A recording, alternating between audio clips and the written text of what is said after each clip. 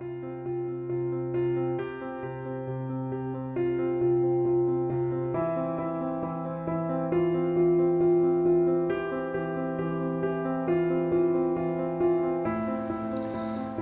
irmãos. Estamos aqui mais uma vez reunidos para falar um pouco sobre o Evangelho segundo o Espiritismo. No dia de hoje, a lição é a 27, Pedi e obtereis.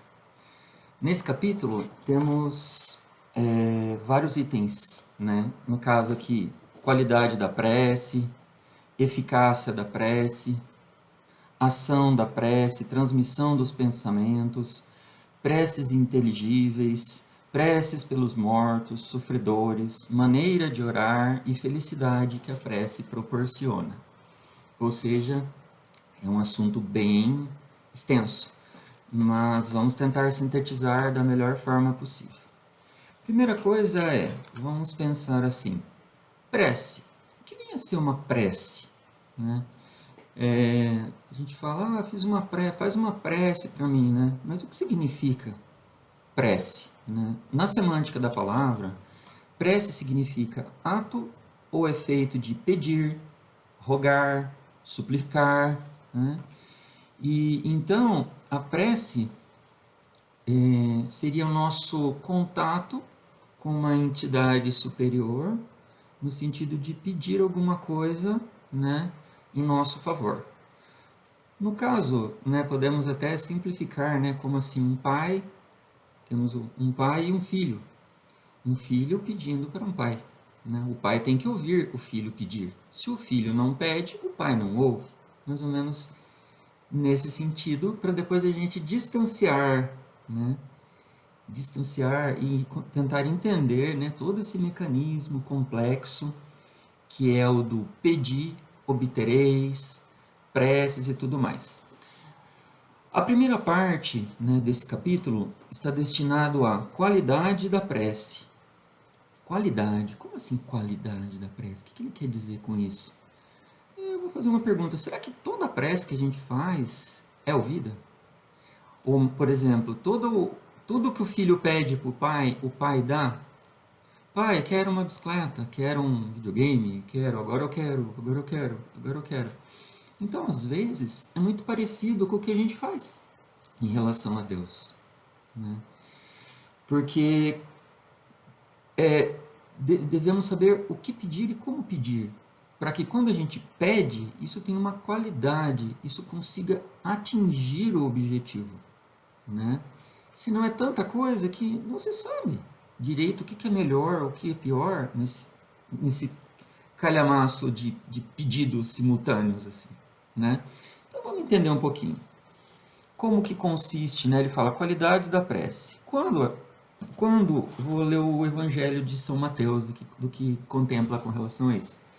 Quando orardes, não vos assemelheis aos hipócritas que afetadamente oram de pé nas sinagogas e nos cantos das ruas para serem vistos pelos homens. Olha o que ele está dizendo. Não faça igual aqueles que ficam no meio, Deus, e falando alto. Não faça isso. Quando quiserdes orar, entrai para o vosso quarto, fecha a porta e fale com Deus em segredo. E vosso Pai vê o que se passa em secreto, vos dará a recompensa. Olha o que ele está dizendo. Então, assim, seja discreto, vai lá e fala com Deus. Não precisa fazer um alarde para que a cidade inteira fique sabendo que você está orando, como era antigamente, né? Enfim, o que mais que ele fala? Não peça muito, como os pagãos fazem, né? Porque imaginam que quanto mais palavras você fizer, mais a chance dessa prece se realizar, né? E o que você pedir acontecer. Não.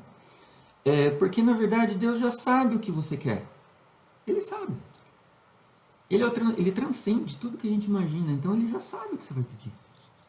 Ele te conhece profundamente antes de você nascer. Vamos entender uma coisinha. Antes da gente encarnar na Terra, como que foi o processo? Bom, acho que se tivesse nos dado, né, se tivéssemos adquirido o merecimento de encarnar na Terra, antes de encarnar, provavelmente, muito provavelmente, tinha um plano encarnatório para nós. E nesse plano encarnatório, teríamos certas etapas boas e etapas difíceis, que fariam parte da nossa encarnação, para o nosso bem e para o bem da sociedade. Mais para o nosso do que da sociedade, né? Dependendo da prova. Então, não adianta você encarnar aqui na Terra e tem aquela prova que você vai ter que passar na determinada época da sua vida, e você falar, Deus, eu não quero passar por essa prova. E vai pedir isso para Deus. Deus não vai te dar isso. Vai ser igual aquele pai que fala, não vou te dar uma bicicleta hoje. O menino que queria ganhar a bicicleta do fim do ano na Páscoa, por exemplo. Não vou dar. Não, Deus, não vou tirar de você essa prova. Não adianta. Então, assim, esse é o tipo de, aqui se diz, né, qualidade da prece. Você tem que pedir uma coisa que é possível de ser pedido. Por exemplo, Deus, me dê força para suportar essa prece. Desculpe, me dê força para suportar essa prova. Que os bons espíritos me intuam, me ajudem, me deem paciência. Olha, que diferença, né? Enfim, aí vem aqui, ó, qualidade, continuando, qualidade da prece, ainda estou falando do Evangelho, hein, ó, agora é São Marcos, ó. Quando vos apresentardes para orar, se tiver qualquer coisa contra alguém, perdoai-lhe, a fim de que vosso Pai que estás no céu também vos perdoe os seus pecados. Como que você vai pedir para Deus alguma coisa, para perdoar você de alguma coisa, por exemplo, se você não perdoa teu vizinho ali de tal coisa? Você tem que perdoar para ser perdoado. É o processo. Então nem adianta você começar uma prece se você está em débito com alguém, porque aquele ódio no coração não vai permitir que a sua prece vá muito longe. Vamos fazer um comparativo agora do nos comunicar. Vamos imaginar agora que eu quero conversar com Deus, com meu pai, vamos por assim, não vou falar ainda, com meu pai por um rádio amador. Eu vou pedir para ele pelo meu radinho amador. Esse meu rádio amador tem força para falar 2 quarteirões, mas e se ele estiver lá a 200 quilômetros daqui, eu vou conseguir falar? Não. A bateria dele não tem potência para mandar minha fala nessa distância. Então é mais ou menos assim. Se eu quiser falar com o radinho amador com Deus, eu vou precisar do quê? De uma bateria muito potente. O que seria essa bateria muito potente? Para eu conseguir fazer minha prece chegar lá no... Estou falando 200 quilômetros, imagina daqui 1.000, 10.000, 100.000, bilhões de quilômetros daqui. Como que vai chegar a minha prece lá? Com a minha bateria. E o que é a minha bateria? É um coração puro de intenção, né? Entre outras coisas. Então quer dizer que ele fala que se você não perdoar o seu vizinho, você tá com o coração, não está com o coração bom, você está pesado, sabe? Tá um negócio ali que tem que se resolver, né? Antes de tudo, caridade, né? Perdoe, para daí você fazer a sua prece, tá? E aí ele vem com a parábola, essa é muito importante. Ele vem com a parábola do fariseu e do publicano. É uma parábola muito interessante e comprida, mas eu vou sintetizar. O que é primeiro um fariseu e o que é um publicano, para a gente entender. Fariseu, ele é um judeu que segue à risca as escrituras do grupo religioso em que ele se encontra. Esse é o fariseu. E o publicano, que é um cobrador de impostos do Império Romano. Normalmente é um judeu que se submeteu ao Império para cobrar impostos de outros judeus. Então pensa assim, um judeu ortodoxo daquele do Velho Testamento, lá dos antigamente, indo fazer uma prece, e um cobrador de impostos que para eles era considerada a pior profissão. Cobrar um judeu naquela época era a pior profissão. Não tinha profissão pior que essa. Tirar o dinheiro do judeu naquela época. Então, o que aconteceu? Como foi que aconteceu isso? Então, primeiro eu vou falar um pouquinho como que foi a prece do fariseu. Ele chegou lá e falou assim, meu Deus, na frente de todo mundo, bem alto, rendo-vos graça por não ser como os outros homens, ladrões, injustos, adúlteros. Então, quer dizer, ele não tem defeito, os outros têm, tudo bem. Nem mesmo como esse publicano. que está aqui do lado. Jejuo 2 vezes por semana, dou o dízimo de tudo que eu possuo. Daí ele fala, o publicano é um pecador. E começa a falar dos outros, dizendo que é melhor do que os outros. Aí vem o fariseu, o publicano. O publicano vem e pede assim, fala assim, né? Deus, tem piedade de mim. Sou pecador. Ele começa falando assim com humildade. Sou pecador. Tem piedade de mim. Né? E faz a oraçãozinha dele assim do fundo do coração. Né?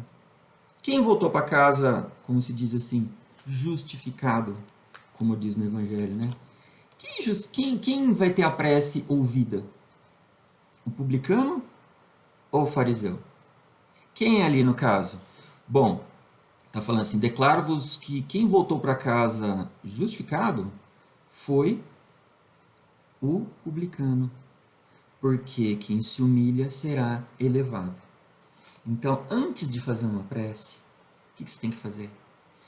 Você tem que agradecer, antes de tudo. Primeiro você agradece, está vivo, está aqui, está encarnado, está bem. Depois, você fala, ó Deus, me perdoe pelos meus pecados, por isso, por aquilo. Aí depois você pede. Se você achar que deve pedir, você pede. Né? Mas sempre com humildade. O que mais que ele fala assim? Né? Examinai os vossos defeitos, não as vossas qualidades. Os defeitos que você tem que melhorar. O que é passível de se pedir? Chega assim, Deus, se agradece tudo que eu falei, né? Agradece a Deus, né? Fala um pouco dos seus defeitos. Fala assim, Deus, eu quero ganhar na Mega Sena. Isso é coisa que você peça? Até, sei lá, de repente. Mas assim, é um negócio que, Deus, eu quero ficar milionário. Em alguns lugares as pessoas pedem um carro novo, não sei o quê. Mas o que a gente precisa pedir, na verdade? Porque a hora que a gente desencarnar, não vai ficar o carro novo ali. O carro novo fica na Terra. A Mega Sena ficou na Terra, o dinheiro da Mega Sena, tudo que você fez de errado com aquele dinheiro, né? Normalmente mais atrapalha do que ajuda. Então ele fala, examinai os vossos defeitos, não vossas qualidades. Você vem aqui para melhorar os seus defeitos. Então, para isso que serve a prece. O que mais? Poucas palavras, né? E caridade. Caridade antes de fazer uma prece. Pois perdoa as pessoas que estão ali te fazendo mal. Pede, ora, pede por elas. Pede pelas pessoas que estão te afligindo. Ah, mas eu considero como se fosse meu inimigo. Não, perdoa. Dá outra face. Mas não perdoa de trazer na tua casa, porque é igual trazer um escorpião para tua casa. Você sabe que ele vai te picar. Mas deixa ele lá no cantinho dele. Né? Perdoa e deixa ele lá. Na dele, não interaja. E pede e faça uma oração para ele. Às vezes isso vai quebrando aos pouquinhos, você vai perceber. Né? Eficácia da prece. Agora vamos falar da eficácia da prece. Seja o que peçais na prece, crede que o obtereis e concedido vos será o que pedirdes. Eu lembro uma passagem, né, que Cristo está andando assim, e um monte de gente pedindo para tocar ele, um monte para pedir, né, cura disso, cura daquilo, cura daquele outro. De repente Jesus fala, opa, alguém me tocou aqui. Senti alguém me tocar aqui. Aí o apóstolo virou e falou, mas Cristo, você está rodeado de gente te tocando? Ele falou, não, mas esse tocou com fé, porque no que ele pediu e tocou em mim, no mesmo instante ele recebeu. Olha. Então, assim,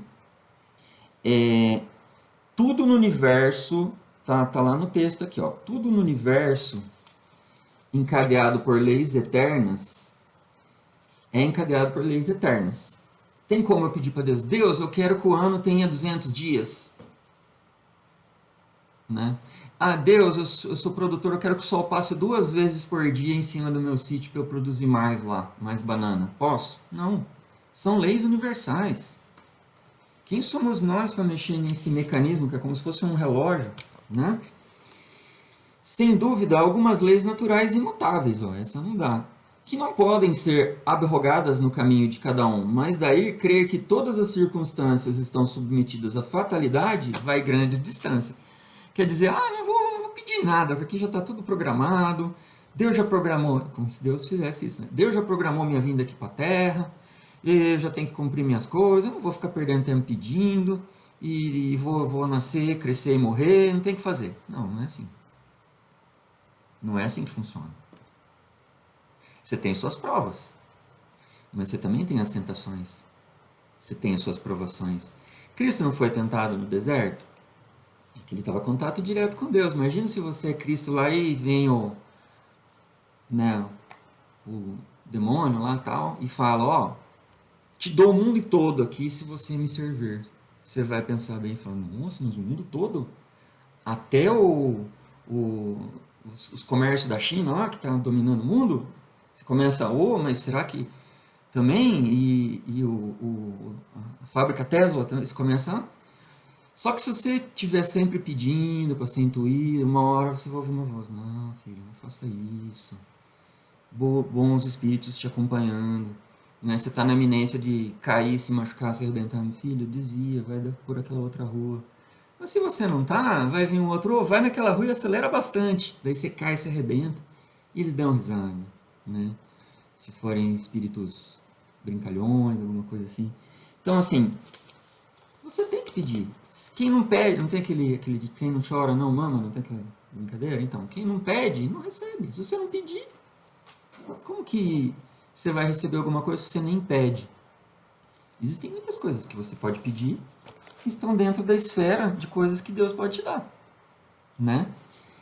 Deus não lhe outorgou a razão e a inteligência para que as deixasse sem serventia. Se você não fosse para pedir nada, Deus ia te dar toda essa inteligência e deixar a gente aí igual os animais, aí só no instinto. Não tem livre-arbítrio, você não precisa escolher. A sua vida...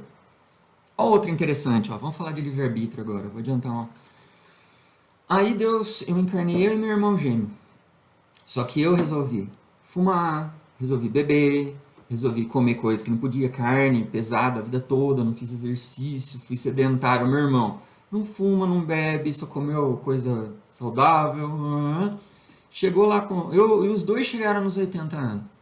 Meu irmão gêmeo, esportista, vai, joga tênis, faz caminhada, tem uma vida feliz e saudável, e eu não tenho. Aí eu vou reclamar para Deus, poxa Deus, você não me deu, né? Eu quero agora de volta a minha saúde. Mas peraí, quem causou isso? Quem causou isso? A mim mesmo.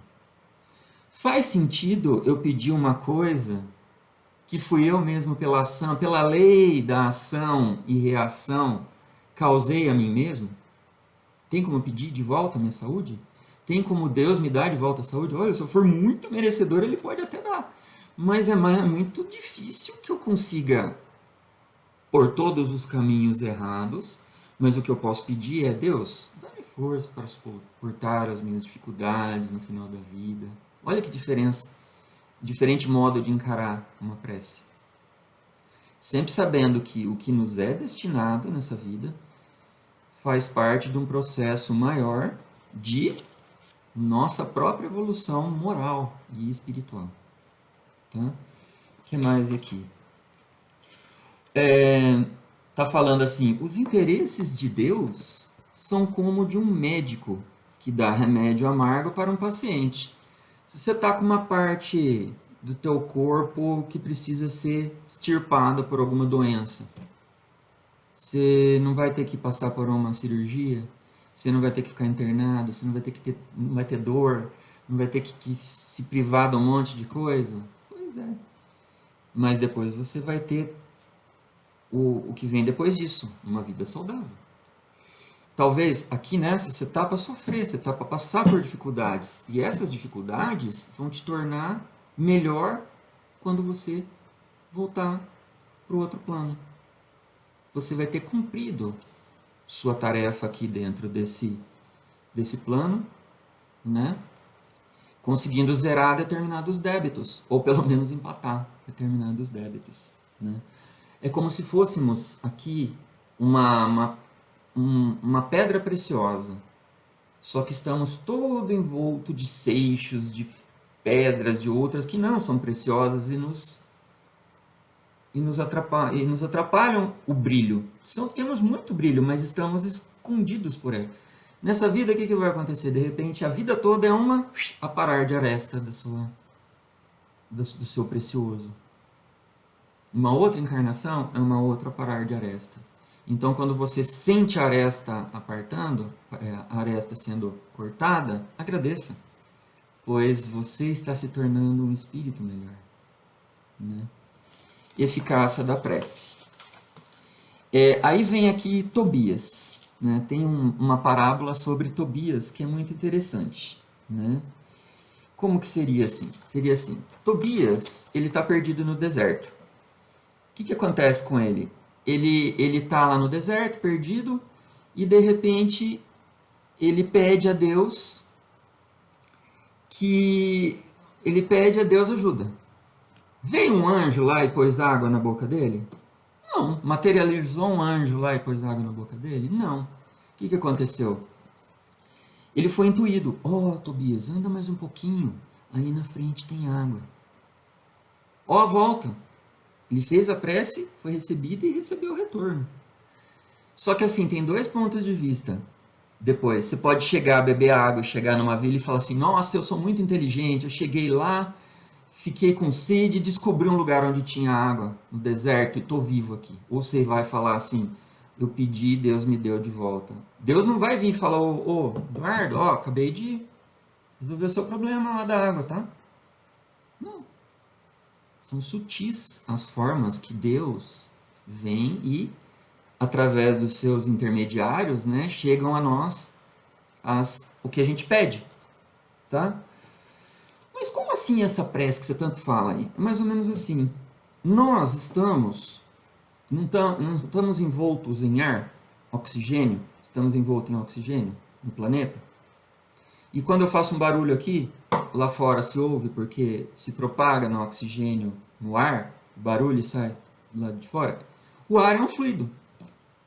Dentro de uma piscina, se você quando você mergulha, quem está do outro lado não ouve, é um fluido. E nós estamos mergulhados em um fluido cósmico universal. O que é o fluido cósmico universal? É um meio fluido.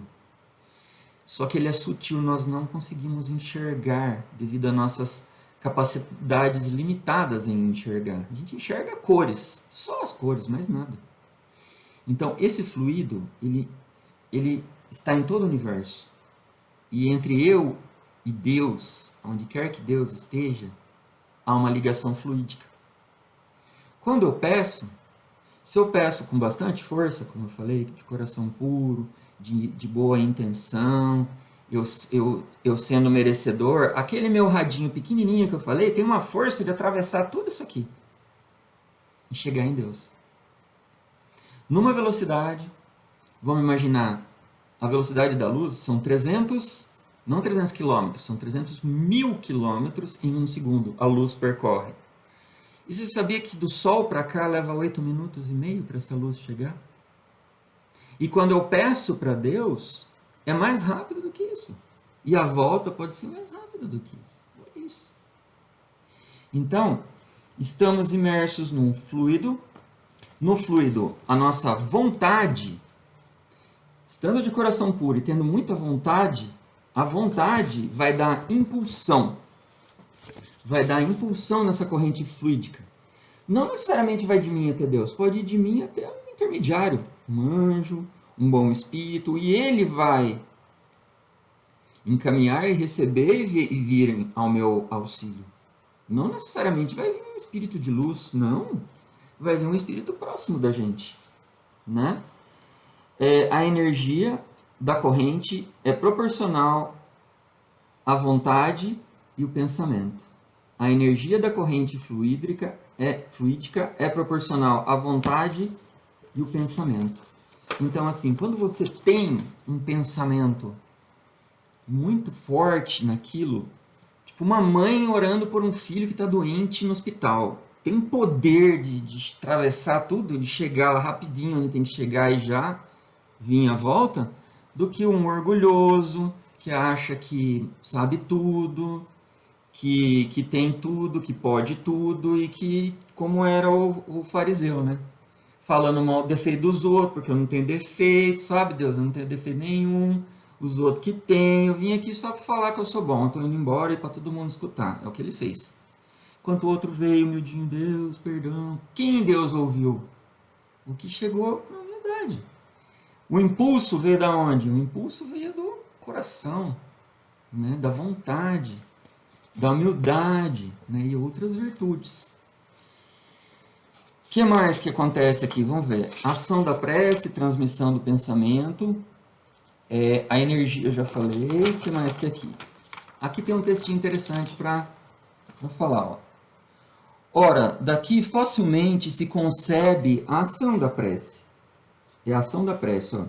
Visto ter por efeito atrair salutar inspirações dos espíritos bons, granjear deles forças para resistir aos maus pensamentos, cujas realizações nos podem ser funestas. Nesse caso, o que fazem não é afastar de nós o mal. Ó, os bons espíritos não fazem o mal da gente. Desvia-nos a nós do mau pensamento, que nos pode causar dano. Eles em nada obstam do cumprimento dos decretos de Deus, nem suspendem o curso das leis da natureza, apenas evitam que as infringamos, dirigindo o nosso livre-arbítrio. Olha que coisa sensacional. Então eles nos encaminham para um caminho dos bons pensamentos. Quando você acorda, tem que agradecer, pedir a Deus e faz sua prece. Metade dos pensamentos que você vai ter no dia são intuições erradas. Metade dos pensamentos que você vai ter no dia são boas intuições. Seu livre-arbítrio vai fazer você escolher os pensamentos, as intuições. E sempre, sempre preste atenção para não se fascinar. Como Tobias no deserto, dizer que foi você que conseguiu sair sozinho, você tem que falar, ó, e tudo que eu estou falando aqui não é nada meu. Isso aqui é tudo intuído, pensamentos que vêm, eu pedi para ser intuído. Então, tudo isso que eu estou falando, ou é do Evangelho, ou é de intuição. Né? Ou seja, sempre que você queira fazer uma oração bem feita, né? Humildade. A humildade vai projetar ela num lugar absurdo. Tá? O que mais? Deus, muitas vezes, objetiva recompensar a intenção, o devotamento e a fé daquele que ora. Daí decorre que a prece do homem de bem tem mais merecimento aos olhos de Deus e sempre mais eficácia, né? Para finalizar, né, tá falando, vou tentar sintetizar em pouco tempo, preces inteligíveis. O que significa isso? Não adianta também você fazer uma prece em línguas, ou você falar uma prece numa língua que você não conhece. Como que você vai ter... você vai conseguir projetar isso com intensidade e com sentimento se você não entende o que você está falando. Tem que ser na língua que você sabe falar.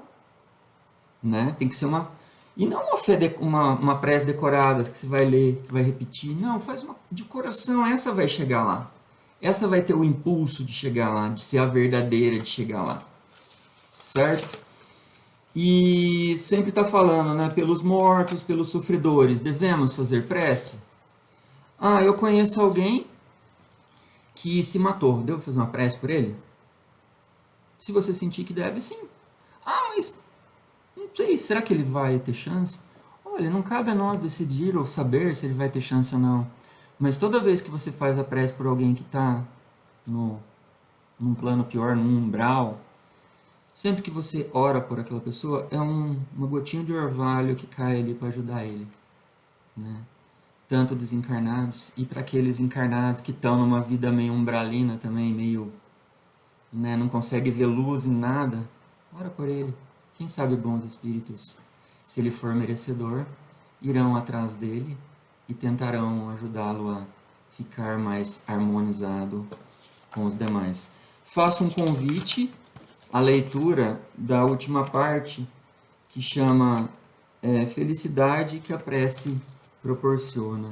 É a última partinha do capítulo do Pedi e Obtereis. Aqui você vai ver que A prece é o orvalho divino que aplaca o calor excessivo das paixões. Pequenino trecho. Muito obrigado a todos e agradeço mais uma vez pela oportunidade de estar falando um pouquinho aqui a respeito do Evangelho. Assim seja, graças a Deus.